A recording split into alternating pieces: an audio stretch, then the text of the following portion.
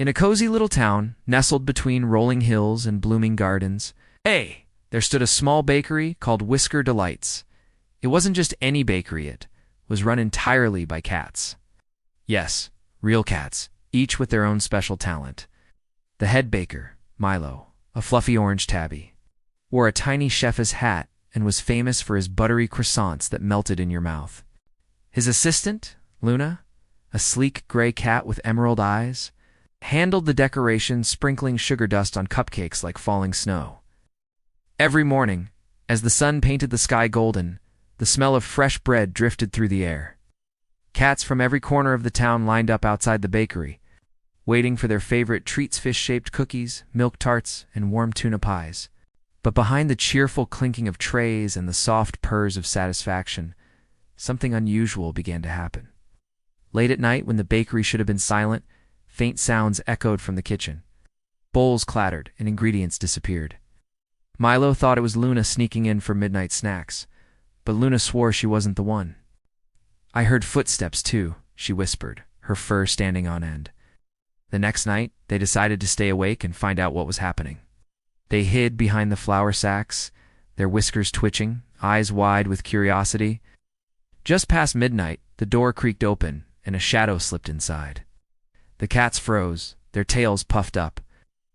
Someone or something was inside Whisker Delights. Then, under the pale glow of the moon, they saw a pair of tiny paws stirring batter in one of their mixing bowls. It wasn't a thief at all, it was a tiny kitten, barely old enough to walk.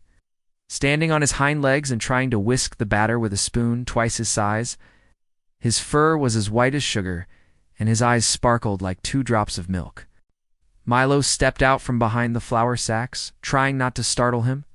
"Hey, little one," he said softly. "What are you doing here?" The kitten froze, ears twitching. Then, in a trembling voice, he meowed, "I'm sorry. I didn't mean to steal. I just wanted to bake something, like you do." Luna's expression softened instantly.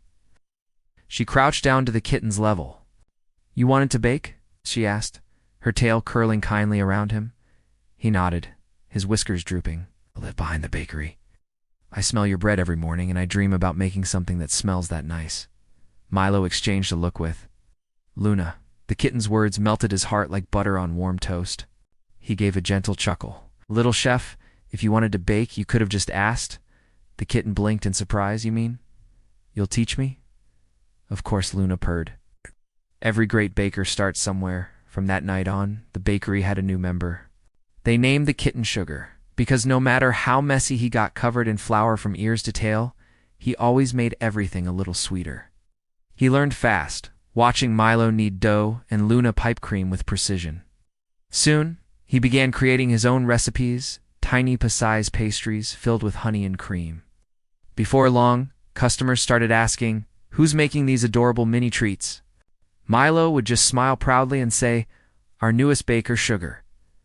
And as the days passed, Whisker Delights became busier and brighter than ever before. But late one night, as everyone was cleaning up after a long day, Sugar paused by the window.